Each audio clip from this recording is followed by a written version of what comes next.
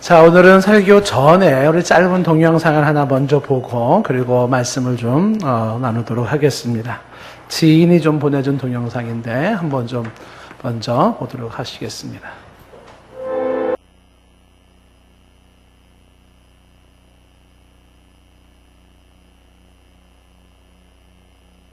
초청된 할아버지.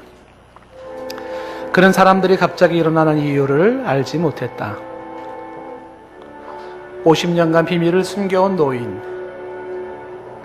50년 전 2차 세계대전, 나치에 점령당한 체코. 나치는 수많은 유대인을 난민 캠프에 가두고 있었다. 아이들까지 갇힌 난민 캠프 실상은 비참했다. 그는 29살 은행원으로서 니콜라스 윈턴, 아이들을 구원하기 위해 입양을 했고, 그는 위험에도 불구하고 사비를 털어서 아이들을 영국으로 입양을 했다. 결국 669명 아이들을 영국으로 데려가는 데 성공했다. 그런데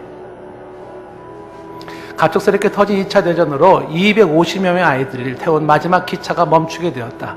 안타깝게도 이들은 행방불명되었다. 니콜라스 윈턴은 이 사실에 크게 죄책감을 느끼며 세상의 모습을 감추었다.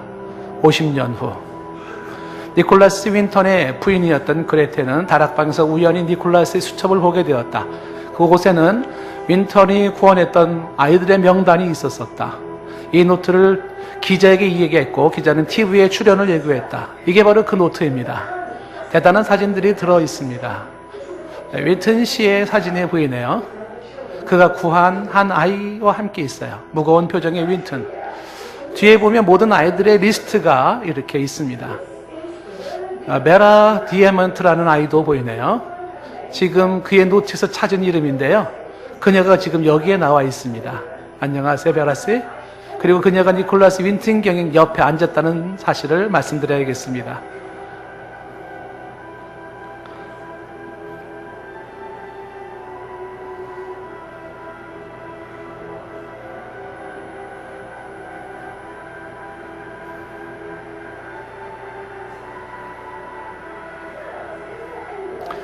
혹시 방청객 중에서 니콜라스에게 생명을 구원받은 분이 계신다면 일어나 주시겠어요?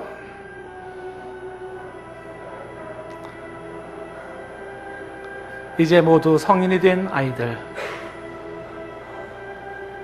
늦은 인사를 올린다.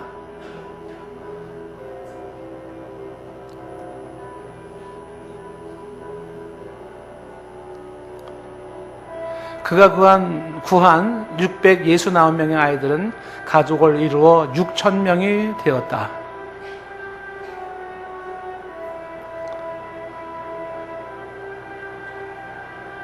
니콜라스 윈턴은 2015년 105세 딸과 손자들이 보는 앞에서 아침에 운명하셨다. 어떻게 보셨습니까? 니콜라스 윈턴. 29살 은행원으로 체코에 갔다가 2차 세계대전 때에 나치에 의해서 아이들이 수없이 죽어가는 모습과 비참한 모습을 보고서 그 아이들을 사비를 털어서 영국에 입양을 시켰습니다. 669명을 입양을 시켰는데 그 아이들이 현재 6,000명의 자녀, 가족을 이루었다라고 얘기를 하고요. 200여 명의 아이들 마지막 기차를 태워가다가 그때 그것이 문제가 생겨서 행방불명이 되고 50년 동안 비밀을 숨겨왔는데 그의 노트를 우연히 발견한 아내에 의해서 사실이 이렇게 드러나게 됐습니다.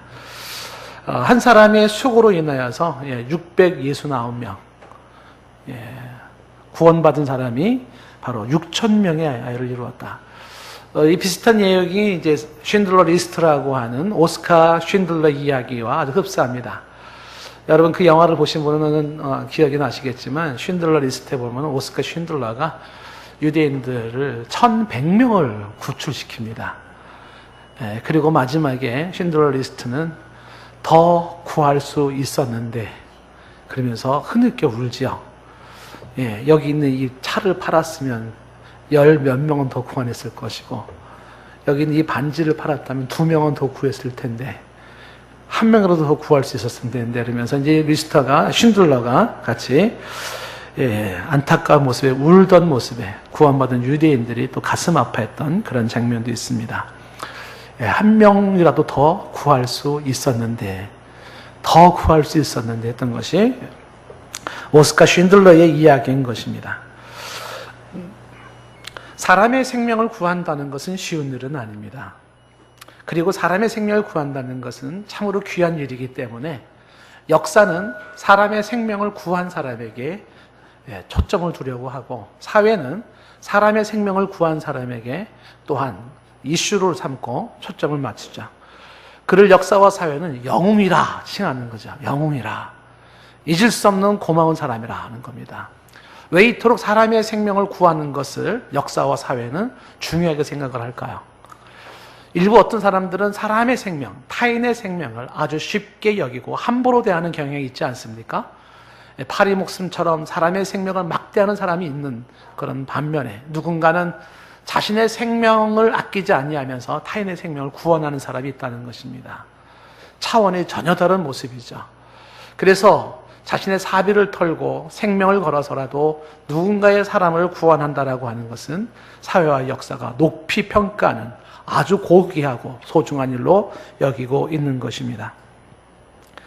우리가 잘 알고 있는 다니엘서 12장 3절 말씀에 이런 말씀이 있습니다. 중간쯤 보면은 많은 사람을 옳은 대로 돌아오게 한 자는 하늘의 별과 같이 영원토록 빛나리라 하는 얘기가 있습니다. 중간에 많은 사람을 옳은 대로 돌아오게 한 자. 많은 사람들을 옳은 대로 돌아오게 한 자가 있습니까? 바르게 돌아오게 한 자가 있습니까? 그 사람은 하늘의 별과 같이 영원토록 빛날 것이다. 얼마나 소중한 사람이에요, 그 사람은. 사람을 옳은 대로 돌아오게 한 그 사람은 얼마나 소중한 사람인지 영원토록 빛나는 사람으로 기억되어야 한다는 것이 성경의 말씀입니다. 다니엘서의 내용과 비슷한 이야기를 이제 이사야 선지자가 하는데, 이사야 선지자는 이사야 52장 7절에 이런 말씀을 합니다. 좋은 소식을 전하며 평화를 공포하며 복된 좋은 소식을 가져오며 구원을 공포하며 시온을 향하여 이르기를 내 하나님이 통치하신다 하는 자의 산을 넘는 발이 어찌 그리 아름다운가. 아름다운 발을 얘기를 하고 있는데요, 정말 아름다운 발이 뭐냐면 산을 넘는 발이에요. 왜 산을 넘어요? 좋은 소식을 전하기 위하여서. 많은 사람들을 옳은 대로 데려오기 위하여, 한 생명으로 구원하는 이 일에 이 좋은 소식을 전하기 위하여 산을 넘는 자의 발이 있어요. 이 산을 넘는 자의 발이 아름답다는데 과연 산을 넘는 자의 발이 아름다울까요? 우리가 인간적으로 볼 때는 산을 넘는 그 발은 깨지고 찢어지고 상처 있고 뭉그러지고 어쩌면 발톱도 빠졌을지도 모르고요, 흉할 거예요. 거기 뭐 네일 아트를 했겠습니까? 뭐 발 마사지를 해가지고 뭐 이렇게 예쁜 모습이 있겠습니까? 그렇지 않을 거예요. 흉하고 상처 입은 발일 겁니다. 산을 넘는 발. 근데 왜 그 발이 그토록 아름다울까? 사람을 구원하고 사람을 옳은 대로 인도하기 위한 험한 과정을 감수했던 발이기 때문에 그런 거예요. 좀 전에 보았던 이사야 52장 7절 말씀의 배경은 어떤 배경을 가지고 있는 거냐면, 정확하게 얘기하면 이스라엘 백성들이 바벨론 포로로 끌려갔을 때 바벨론 포로로부터 해방의 소식을 전하는 전령사의 발을 말을 하는 것입니다. 우리 민족이 더 이상의 이제는 포로지에 살지 않아요.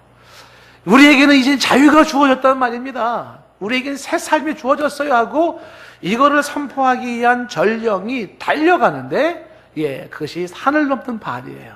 그 발이 얼마나 아름다운가. 좋은 소식을 전하는 자의 발이 얼마나 아름다운가. 1차적으로는 바벨론으로부터 포로에서 해방되어진 이스라엘의 회복의 소식을 전하는 발이지만, 2차적으로는 이 말씀이 가지고 있는 게 오실 메시아 예수 그리스도의 복음을 전하는 자의 발을 얘기하고 있는 거예요. 그래서 지금 이사야 52장 7절의 말씀을 인용하여서 오늘 로마서 10장 15절에 이렇게 말을 하고 있는 거예요. 이어지는 말이에요. 본문의 15절 말씀에 보내심을 받지 아니하였으면 어찌 전파하리오 하는 말로 이어지면서 기록된 바 아름답도다 좋은 소식을 전하는 자들의 발이여 함과 같으니라. 이사야서 52장 말씀을 인용한 거예요. 아름답도다 좋은 소식을 전하는 자들의 발이야. 한번 따라해 봅시다. 아름답도다, 좋은 소식을 전하는 자들의 발이여. 자, 유치한 질문이지만 물어보겠습니다. 뭐가 아름다운 발입니까? 이 집 저 집 다니면서 험담하고 나쁜 소식 전하는 게 아니죠. 한 생명이라도 옳은 대로 인도하고 한 생명이라도 구원하는 이 좋은 소식을 전하는 자들의 발, 그 발은 인간적으로 볼 때는 깨지고 상처 입었던 발일지 모르지만, 그리고 찢어지고 뭉그러진 발일지 모르지만 그 발이야말로 정말 아름다운 발이다라는 이야기인 것입니다. 그 발이 아름답다. 좋은 소식을 전하는 자의 발이 그와 같다. 자, 오늘 이사야 선지자는 이 이야기를 하면서 좋은 소식을 전하는 발이 아름답다라고 말을 하고 있습니다. 우리들의 보통 발은 어디를 향합니까? 일주일 동안에 일상에서 우리의 발은 어디를 향합니까? 대부분은 평범한 직장 생활에 우리의 발을 갈지는 모르겠어요. 그런가 하면 어떤 사람은 자기의 쾌락을 추구하는 일에, 세상 일에, 혹은 범죄하는 일에 그 발이 그쪽으로 갈 수도 있을 것이라고요. 거기에 돈 쓰고 시간 쓰고 마음 쓰고 하는 사람도 있을지 모르겠습니다만은, 근데 그 와중에도 생명을 구원하고 사람들을 옳은 대로 인도하기 위하여서 오늘도 발길을 그쪽으로 돌리는 사람이 있다면 그 발이 아름다운 사람이라고 말씀합니다. 우리가 그런 발이기를 원합니다. 자, 이 15절 말씀에 보내심을 받지 아니하였다면, 다시 말하면 이 좋은 소식을 전하는 자의 발이 없었다면, 그렇죠, 궁극적으로 앞부분에 나와 있는 구원의 역사는 없다는 겁니다. 한 사람의 구원은 좋은 소식을 전하는 자, 보내심을 받은 이 사람으로부터 시작된다는 것입니다. 어제 아침에 우리 교회에 우리 박영주 집사님이 돌아가셨어요. 잘 모르시는 분들도 대부분일 거라고 생각하는데, 조용히 신앙생활 하셨던 분이기 때문에 그러기도 할 겁니다. 온몸에 암이, 여기저기 암이 퍼져가지고 굉장히 고군분투를 했습니다. 근데 이분은 동산교회에서 처음 신앙생활을 하신 분이었어요. 전혀 신앙생활을 안 했던 분이어서 처음부터 동산교회 와서 저랑 같이 성경 기초 공부를 하고 중급반 공부를 하면서 예수님은 누구인지, 하나님이 누구인지, 구원이 무엇인지를 차분하게 공부하면서 신앙의 연륜을 쌓아갔던 분입니다. 저희 교회에서 집사까지 직분을 맡은 모습이었고요.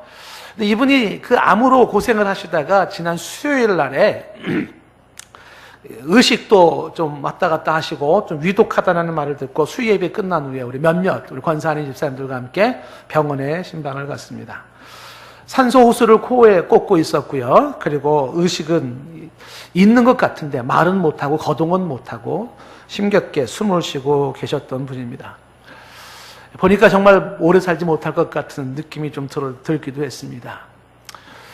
그분에게 요한복음 14장 1절에서 3절까지의 말씀을 2번 읽어드렸어요.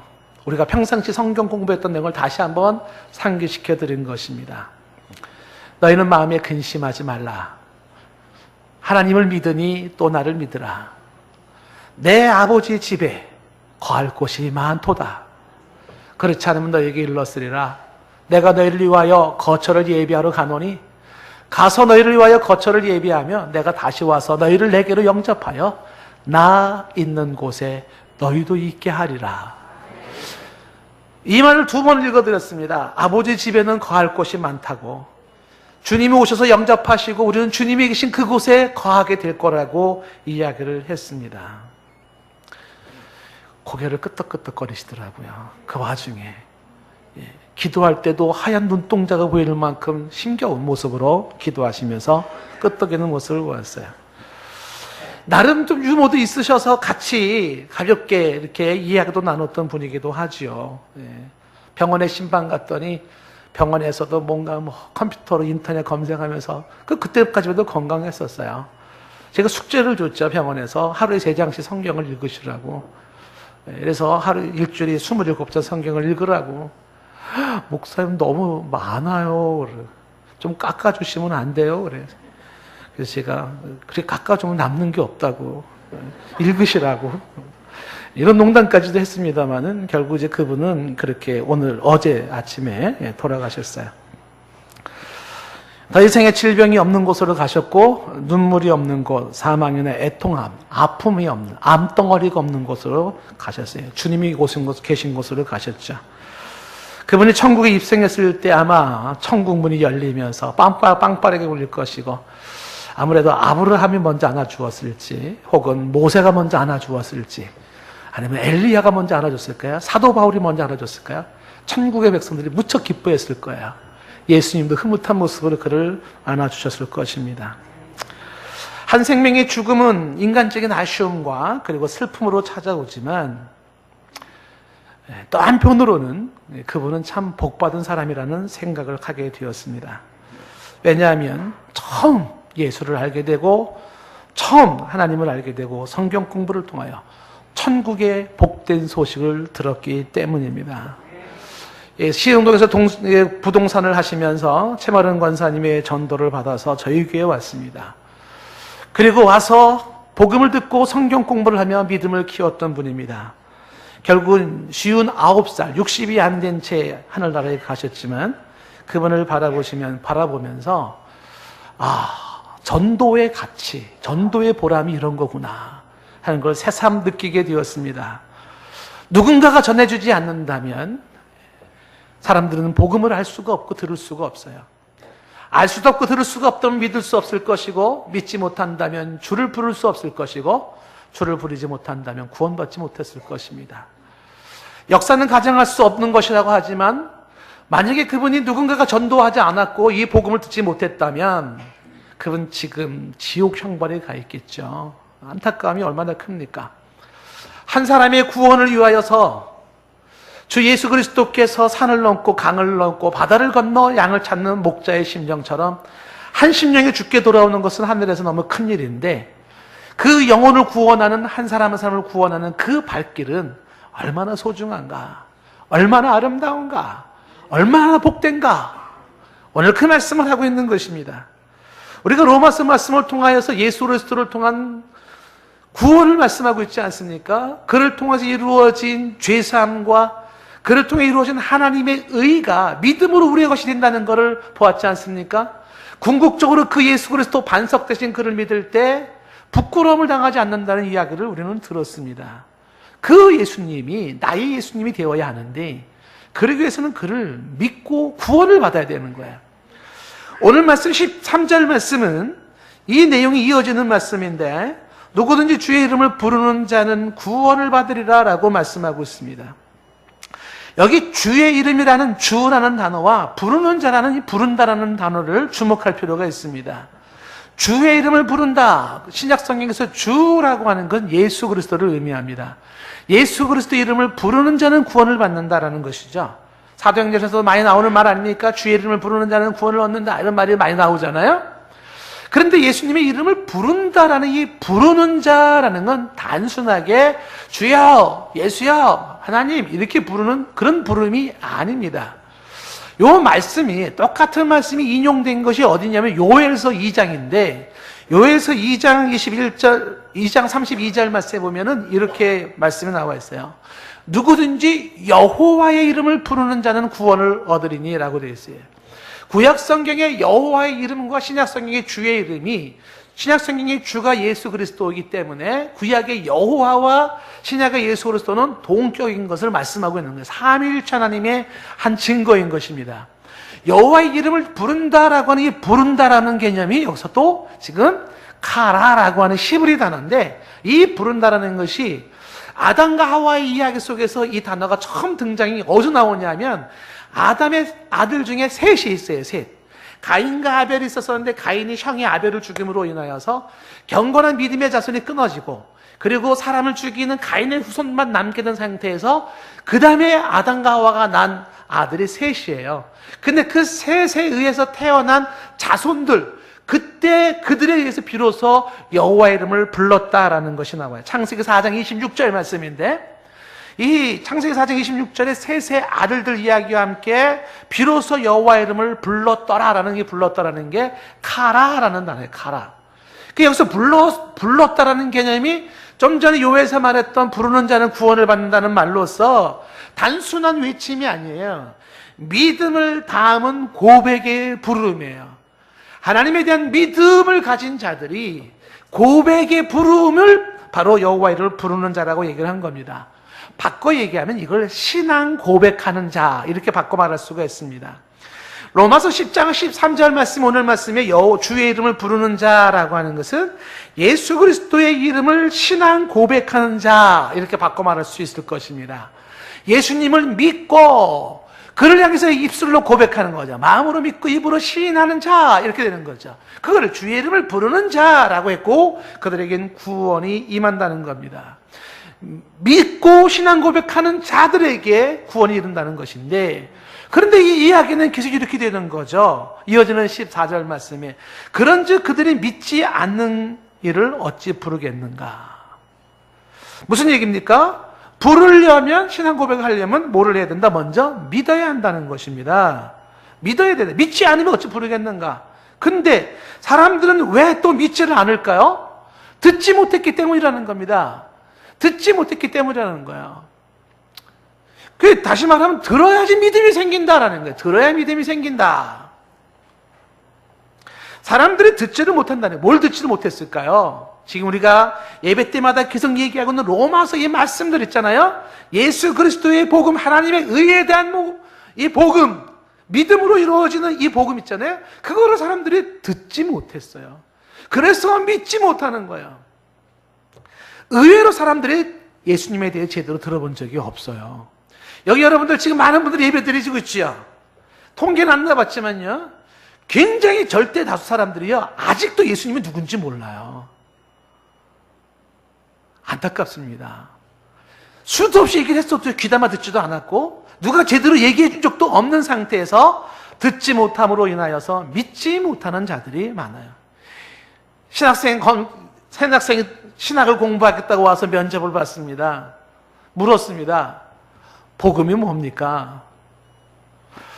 대답을 하기를 좀 어려운 질문을 하셨네요. 그러니까 복음은 글쎄요, 뭐 성경 말씀을 잘 믿는 거라고나 할까요? 뭐 이렇게 대답을 하더라고요. 다시 물었어요. 예수는 누굽니까? 그러니까 예수님은 좋은 분이죠. 예수님의 십자가의 의미, 보혈의 의미가 안 나오더라고요. 그것이 나의 인생에 어떻게 나를 죄사함을 주고 거듭나게 해서 새 생명으로 하나님의 의를 얻게 되고 하나님의 자녀가 되겠는, 이런 얘기가 안 나오더라고요. 신학을 공부하겠다는 사람들조차도. 여러분, 남 얘기가 아니에요. 여기 계신 분들에게 한번 제가 얘기를 물어볼까요? 복음이 뭡니까? 당장 예배 끝나고 나가면서 제가 물어볼 수도 있습니다. 여러분 물어보세요. 복음이 뭐야? 예수님이 누가? 물어보세요. 쓸데없는 얘기합니다. 핵심을 모르는 거예요. 그러니까 전해줘도 듣지 못했고 잘 전해주는 이야기를 해준 자가 없었다는 거예요. 왜 구원받지 못하나? 신앙 고백을 안 해요. 부르지를 않아요. 왜 부르지 못하나? 믿지 않기 때문에 그렇죠. 왜 못 믿었죠? 이유 중에 하나가 전해주는 자가 없다는 거예요. 왜 전해주는 자가 없는가라고 할 때 전해주지 못하는 이유가 15절 말씀에 보냄을 받는 자가 없다는 것입니다. 거꾸로 얘기하면 이런 얘기예요. 한 사람의 구원은 주를 불러야 되고, 주를 부르기 위해서는 믿어야 되고, 믿기 위해서는 들어야 되고, 들었기 위해서는 전파해주는 자가 있어야 되고, 전파하는 자는 보냄을 받은 자가 있어야 한다는 거예요. 보냄을 받은 자가 있어야 전파하는 자가 생기고, 전파하는 자가 있어야 사람들은 듣게 되고, 들으면서 믿음이 생기게 되고, 믿으면서 부르고 신앙 고백하고, 그래서 구원에 이른다는 거예요. 그 하나의 구원의 역사는 어디서 생기는 거냐면 보냄을 받은 자부터. 이 보냄을 받은 자가 뭐예요? 예수의 복음을 전해야지, 많은 사람을 옳은 대로 데리고 가야지, 생명을 구원해야지, 이렇게 사명을 가지고 보냄을 받은 자, 이런 사람들이 전해줄 때 사람들은 듣고 들으면서 믿음을 갖게 되고, 그래서 주를 향한 신앙 고백이 나오게 되면서 구원에 이르게 된다는 것입니다. 처음부터 번영을 받은 자가 없다면, 전하는 자가 없다면 어떻게 될까요? 구원의 일이 없어요. 여기 계신 여러분들 100%가 말이야, 한 명도 예외가 없습니다. 다 누군가의 전도에 의해서 나오게 된 거 아십니까? 그 누군가 그 무엇인가의 전도의 매개가 있어서 여러분 여기 오게 된 거야. 다음은 어머니 아버지 때로부터 보냄을 받은 자가 있었고 그분으로부터 여러분들은 들었고 권면을 받았고 그리고 오게 됐다는 사실이에요. 이 원리는 앞으로도 똑같아요. 내 주변에 허다한 생명들 있지 않습니까? 우리가 침묵하고 있고 말하지 않는다면 어떻게 될까요? 돌아오는 사람이 없어요. 구원받는 사람이 없는 거예요. 말을 해줘야 돼요. 얘기를 해줘야 되는 거예요. 이게 신자들이 가지고 있는 전도의 사명, 선교의 사명인 것입니다. 여러분들 중에 이런 생각 안 들면 계시지 않을까요? 그건 누군가가 하는 거지. 내가 할 일은 아니지. 이런 생각을 갖습니까? 그렇진 않아요. 우리가 예수를 믿어 하나님의 자녀가 되는 그 순간, 성도라 불려지는 그 순간부터 우리는 이미 모든 사람에게 예외 없이 보냄을 받은 사명을 받은 자들이에요. 주님으로부터 이 복음을 전하라고 하는 이 사명을 받은 자가 저와 여러분이라는 것이죠. 마가복음 16장 15절 말씀에 주님은 명령을 하셨어요. 지상명령이죠. 너희는 온 천하에 다니며 만민에게 복음을 전파하라 라고 말씀하셨어요. 우리는 모든 천하에 복음을 전해야 될 사람으로 부름을 받고 있다는 것입니다. 이것이 깨달아지는 은혜가 있기를 바라요. 내가 누구라고요? 복음을 전할 사람이구나. 그렇게 내가 부름을 받았고 파송을 받은 사람이구나 하는 거예요. 이런 미션을 가지고 있는 사람으로서 미션을 수행하지 않을 때 전령사가 이 복음 소고를 전파하기 위해 산을 넘는 수고를 하지 아니할 때 모두가 이 전령사로 부름을 받았음에도 불구하고 크리스찬들이 입을 다물고 있다면 이 기쁜 소식을 듣지 못하고 구원받지 못하는 역사가 생긴다는 것입니다.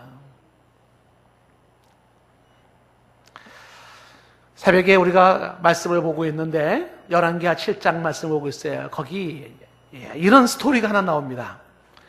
이스라엘의 수도인 사마리아 성이 기근 속에서 굶주리는데 얼마나 기근에 심했는지 오늘은 우리 집 자식 삶아 먹고 내일은 니네 집 자식을 삶아 먹자. 인육을 먹는 기근에 빠져 있어요. 왕이 이 소식을 들으면서 옷을 찢으면서 비통해하는 거죠. 내가 왕으로서 할 일이 없다. 그리고 밖에 나가서 물자 조달을 해올 수 없는 것이 사마리아 성을 포위하고 있는 적군들, 아람 군대가 포위하고 있는 거예요. 그러니 외부에서 물질은 들어오지 못하지 성 안에는 흉년이 들었지 처참한 비극의 현장에 그 사마리아 성에서 쫓겨난 사람들이 있었어요. 문둥병 들은 사람 4명이 쫓겨냈어요. 그 사회의 공통체 이론을 들어가지 못하고 쫓겨냈어요. 이 문둥이 4명이 사마리아 성 문 밖에 있었습니다. 문둥병자 4명이 서로 이야기를 하는 거예요. 뭐라고 얘기를 하냐면, 야야, 우리도 이제 굶어 죽게 생겼다. 우리 성에 들어갈까? 들어가면 사람이 받아주겠어? 듣지 않니? 거기서 지금 뭐 애기 잡아먹고 난리라던데. 그 들어가봤자 의미가 없어요. 적진 속으로 가버릴까? 야, 적진 속에 가면 틀림없이 또 뭐 담칼에 죽여버릴 텐데. 어떡하면 좋을까? 문둥병자에게는 더 잃을 게 없어요. 그게 그들에게 용기를 만들어냈어요. 더 잃을 게 없는 사람들일수록 용감해져요. 결단이 생긴 겁니다. 그래가지고 야, 이판사판이다. 가져. 저 아람 진영에 가서 살려주면 살고 죽으면 죽자. 그리고 아람 진영에 과감하게 가버린 거예요. 갔는데 이게 웬일입니까? 성을 포위하고 있는 그 아람 성에 그 군용 텐트, 말, 마차, 수많은 음식, 물, 금은 잔뜩 있는데 군인은 한 명도 없는 거예요. 이거 어떻게 된 거야? 알고 보니까 전날 밤에 하나님이 역사하심으로 말미암아 이 아람 군대들이 수많은 병력이 쳐들어오는 줄 알고 다 놔두고 혼비백산에서 도망가 버린 겁니다. 그래서 사마리아 성 안에 사람들은 자식을 잡아먹는 굶주림이 있지만 성 밖에는요, 포위하고 있는 그 아람 군대는 그냥 하나의 텐트의 모습으로 있는 것이고 군인이 없어요. 이 문둥이 4사람이요 얼마나 배부르게 먹은, 실컷 먹고 마시고 막 금과 은 호주머니에 넣고 땅속에 감추고 막 이러고 있어요. 야, 이게 웬일이냐? 아마 그들은 이렇게 말했을 거예요. 우리 문둥병 걸리길 잘했지. 이게 이렇게 복일 줄 몰랐어. 진짜 걸릴걸. 그랬을지도 모르겠어요. 왜? 문득번 걸려서 쫓겨났기 때문에 이 혜택을 누린 거 아니겠습니까? 그래서 어서 막 음식을 먹고 마시고 좋아라 하다가 문득 이 네 명의 문득, 야야 잠깐만. 근데 우리 행동이 이게 선한 것 같지가 않아. 이렇게 하면 안 될 것 같아. 우리 성 안에 우리 동포가 있잖아. 그들은 지금 먹지 못해서 지금 그렇게 처참하게 있다는데, 야, 우리가 이 좋은 소식 말이야. 여기에 나오면 살아요. 여기엔 양식이 많아요. 이 좋은 소식을 가서 전하지 않냐면, 내일 아침까지 전하지 않냐면, 여호와가 우리에게 벌을 내릴 거야. 가서 전하자. 이렇게 얘기를 해요. 열왕기하 7장 9절 말씀에 그렇게 말한 거예요. 나병 환자들이 그 친구에게 서로 말하되, 우리가 이렇게 해서는 아니 되겠도다. 오늘은 아름다운 소식, 굿뉴스, 좋은 소식이 있는 날이거늘 우리가 침묵하고 있도다. 만일 밝은 아침까지 기다리면 벌이 우리에게 미칠지니 이제 떠나 왕궁에 가서 알리자 하고. 비록 그들은 우리를 쫓아냈지만 우리는 그들에게 가서 전하자. 가서 이 좋은 소식을 전하자. 한 생명이라도 구원하자.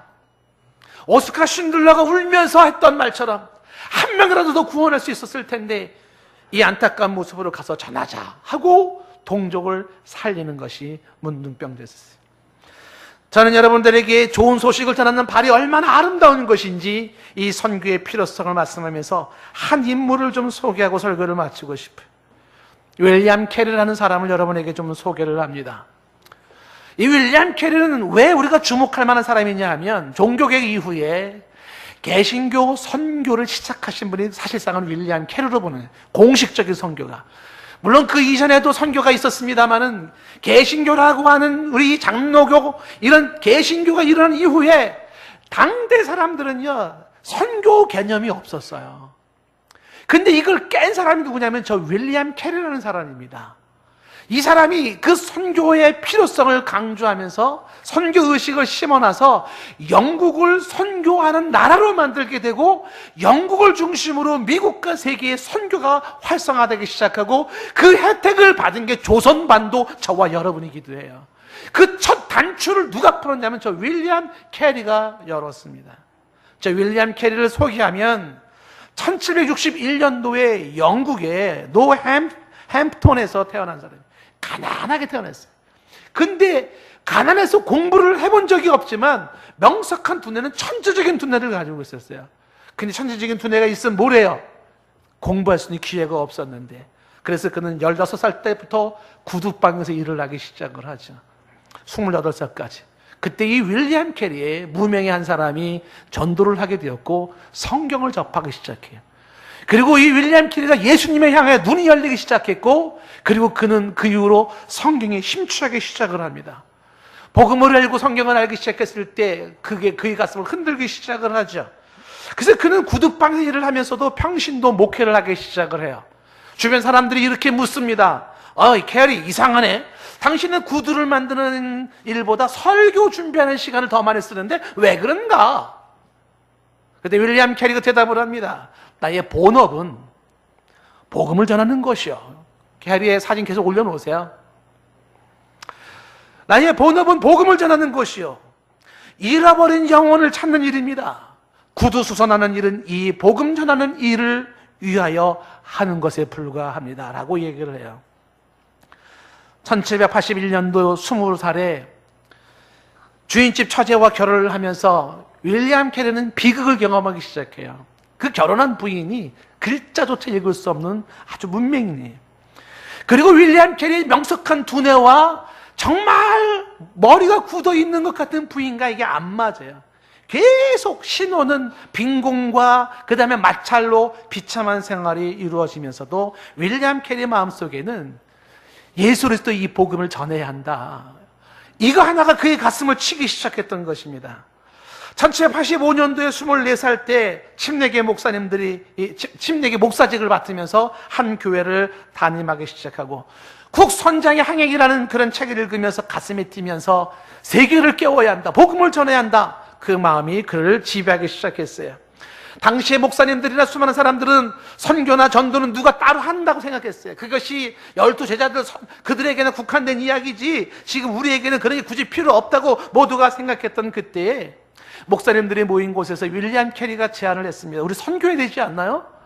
우리 좀 더 해외 전 세계에 전도해야 되지 않나요? 그 얘기를 했다가 어르신한테 혼납니다. 야, 젊은이 자리에 앉아. 쓸데없는 소리 하고 있어.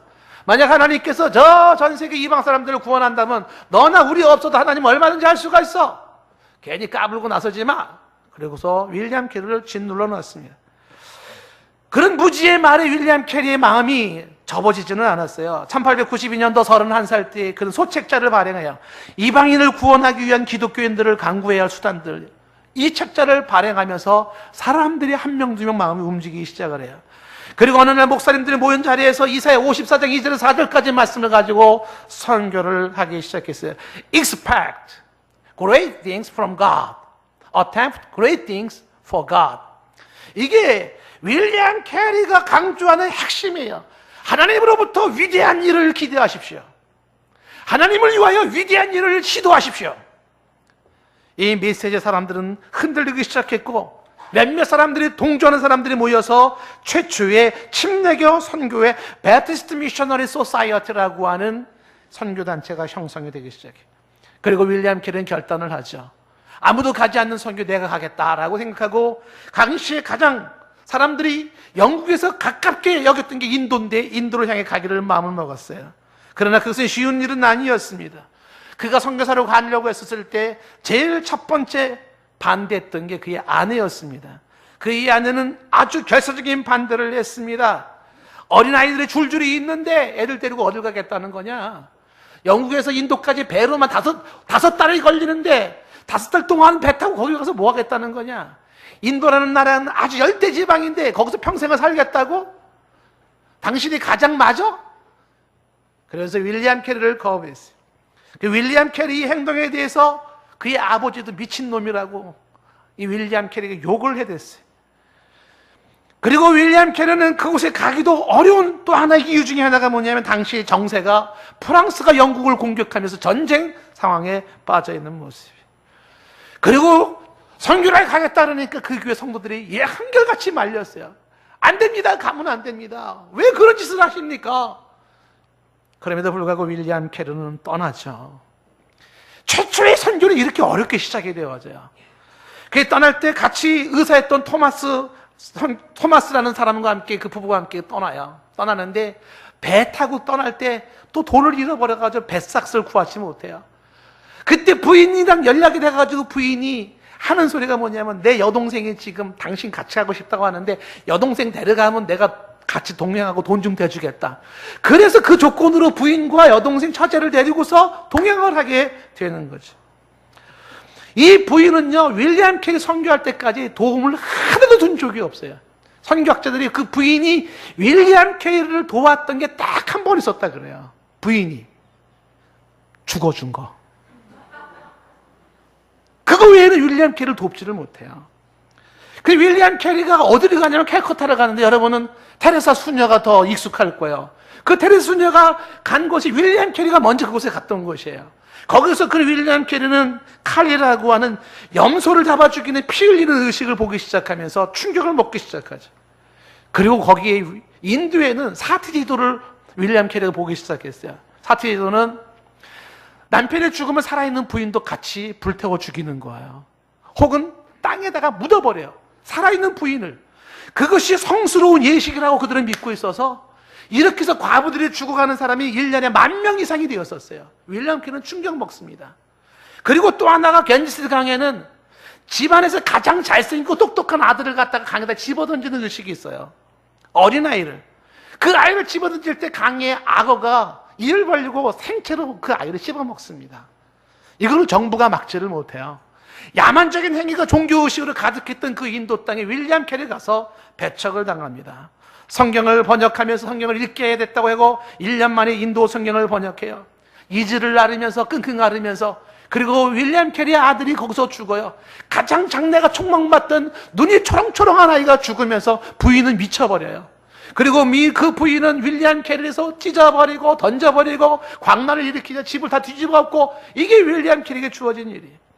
그럼에도 불구하고 윌리엄 캐리는 영혼을 구원해야 한다는 이 말씀 하나로 사람들을 향해서 성경을 번역하고 애를 쓰는데, 성경을 번역한 번역할수록, 원고가 쌓이면 쌓일수록 흐뭇한 그 마음도 잠시 불이 나가지고 다 불태워버려, 없어져 버려요. 처음부터 다시 시작을 해야 되는. 윌리엄 캐리는 인도와 영국 사이의 불편함, 동인도 회사의 문제로 추방을 당해서 세남포로 이주를 하게 되고요. 윌리엄 캐리가 인도에 도착해서 7년 만에 딱 한 사람을 전도해요. 7년 만에 개종자가 한 명 생겼어요. 죽도록 고생하는데 7년 만에 한 명. 그게 크리슈나라고 하는 신두인인데, 이 사람이 팔이 골절이 돼가지고 돌아왔어요. 돌아왔는데 지금 보니까 이 사람을 전도할 수 있는 좋은 기회인 거예요. 그래서 그 팔을 수술해주면서, 토마스 박사가 수술해주면서 이렇게 말씀을 전했어요. 고통하고, 팔이 빠져서 고통하는 사람에게 자기의 죄를 숨기는 사람은 이 팔의 고통보다 더 크답니다. 그런데 자기의 죄를 고백하고 예수의 피로 용서받는 사람은 그 자비를 얻고 평안을 누린답니다. 이게 전도 메시지가 됐어요. 전하지 않으면 들었지 못하잖아요. 들으면서 이 크리슈나라고 하는 사람이 복음을 접하게 되고, 이 사람에 의해서 2,000명의 사람들이 반대하고 재판석에 넣었지만 거기서 카스트 제도가 무너지기 시작하면서 이 인도사의 변화가 일어나기 시작을 하는 것이. 그리고 윌리엄 캐리가 있으면서 그가 44개 언어로, 전 세계에서 언어가 제일 많은 나라가 인도예요. 인도는 옆집 가면 언어가 안 통해, 옆집으로 가면. 그 정도로 언어가 많은 44개 언어로 번역하고, 인도의 악습을 바꾸면서 과부를 죽이는 사티 제도를 바꾸고, 어린아이를 죽이는 제도를 바뀌어가고, 지금도 인도 사람은 윌리엄 캐리를 굉장히 고마워하죠. 73세의 일기로 그가 인도 땅에 묻힐 때 그의 비문에는 이렇게 쓰여 있어요. 하나님으로부터 위대한 일을 기대하라.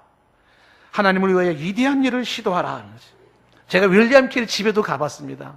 현재 영국의 그 집에도 그 글귀가 쓰여 있어요. 저와 여러분도 누군가가 전도가 있었기에 여기 있었던 것처럼, 저와 여러분은 또 누군가에게 전해주는 사람이 되어야 합니다. 전하는 사람이 없으면 들을 수가 없고, 듣지 못하면 믿음을 가질 수가 없고, 믿음이 없으면 주를 부를 수 없고 구원받을 수가 없기 때문에 그래요. 여러분, 영혼 구원이라는 이 사모하는 마음이 우리 가운데 불타기를 원합니다. 옳은 대로 사람들을 인도하고 생명을 구원하는 일이 우리 속에 불타오르기를 원합니다. 그 간절한 모습으로 영혼 구원을 위하여 기도해 주지 않겠습니까? 그 간절한 모습으로 영혼 구원을 위해 오늘도 전도지 한 장 내밀어 보지 않겠습니까? 그 영혼 구원을 위한 한 간절한 마음으로 교회 피플지라도 한번 집에 메일 박스에 좀 넣어보지 않겠습니까? 영혼 구원이라는 간절한 마음을 가지고 사람에게 한번 권면해 주지 않겠어요?